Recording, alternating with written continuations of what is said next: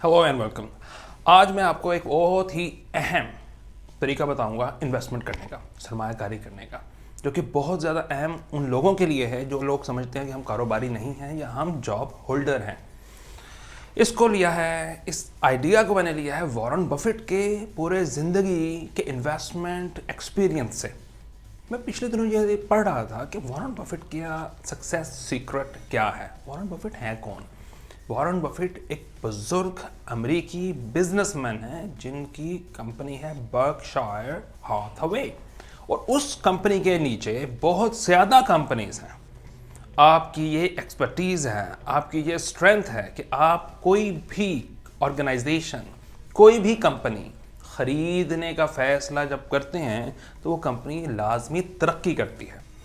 आपने हमेशा से उन कंपनीज को चूज़ किया जिनको आप मुकम्मल तौर पर कंपनीज को समझते थे। मीन्स कि आपको इन्वेस्टमेंट करने का तरीका पता है।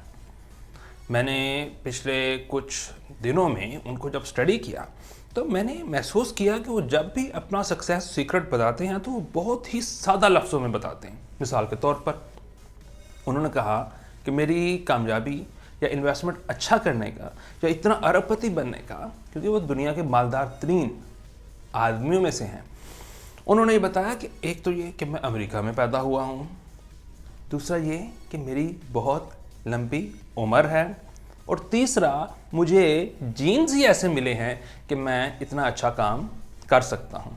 तो ये तीन चीज़ें उन्होंने बहुत ही सब्जेक्टिव बताई हैं। अमेरिका में पैदा होना, लंबी उम्र होना, और इसके साथ साथ जीन्स ऐसे हैं कि जो इन्वेस्टमेंट के लिए उनको सपोर्ट करते हैं।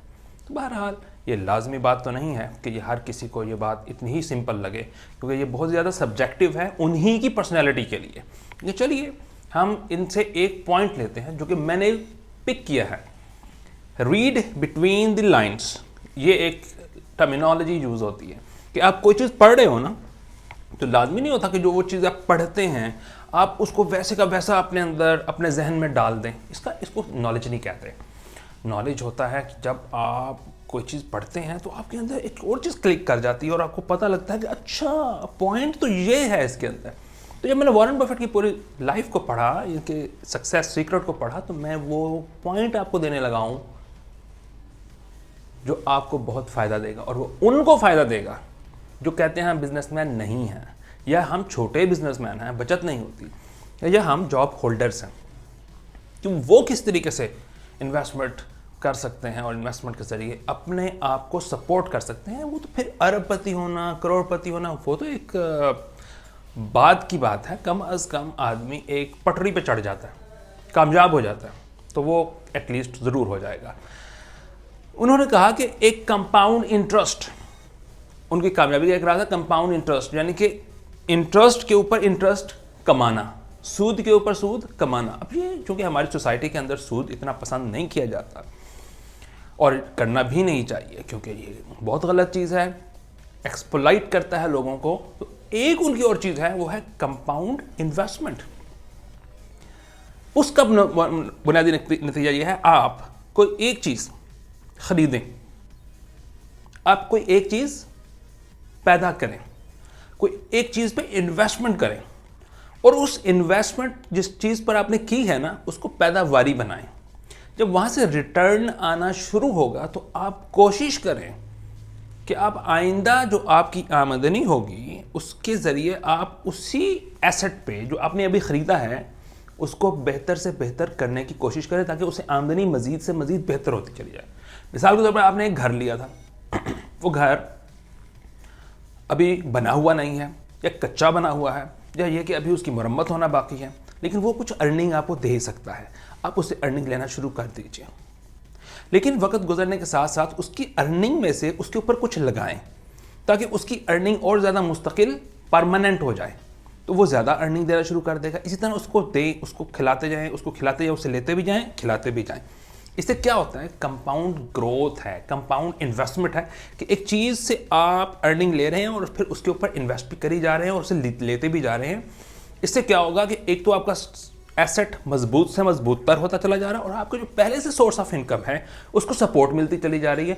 तो आप एक मरतबा देखेंगे एक अरसे गुजरने के बाद कि आपके आमदनी के दो जराए हो चुके हैं, और ये एक बहुत ही आइडियल बात होती है किसी भी जॉब होल्डर, किसी भी कारोबारी के लिए, कि उसके सोर्स ऑफ इनकम दो हो गए हैं।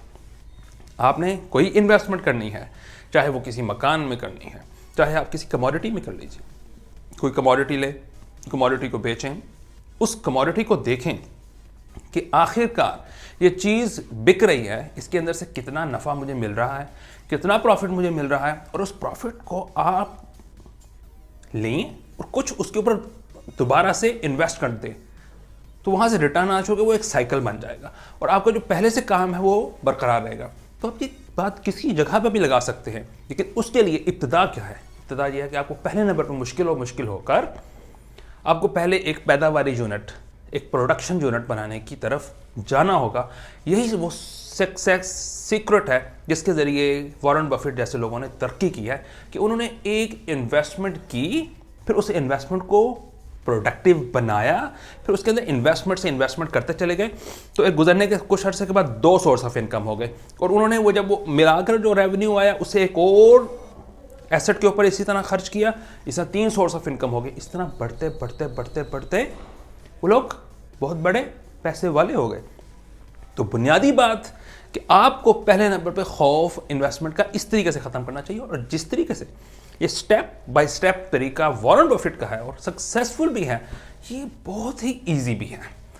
लंबी उम्र, जो बुज़ुर्ग हैं, बाज़ औक़ात हम समझते हैं 60 साल 65 साल 70 साल इस उम्र के बाद बंदा बूढ़ा हो जाता है, मैं इस सोच के सख्त खिलाफ हूँ। आपकी ये उम्र बहुत ज़्यादा प्रोडक्टिव होनी चाहिए, आप तजर्बेकार होते हैं और काफ़ी हद तक आपके पास किसी ना किसी दर्जे में पैसा भी होता है, इसलिए आप अपने आप को रिटायर्ड मत समझें, बल्कि आप इन उसूलों के मुताबिक अपनी लंबी उम्र का इस्तेमाल करें, क्योंकि सक्सेस सीक्रेट वॉरेन बफेट का ये भी है कि उनकी लंबी उम्र है। तो लंबी उम्र को इस्तेमाल करना ये बहुत ज़्यादा ज़रूरी है। Thank you.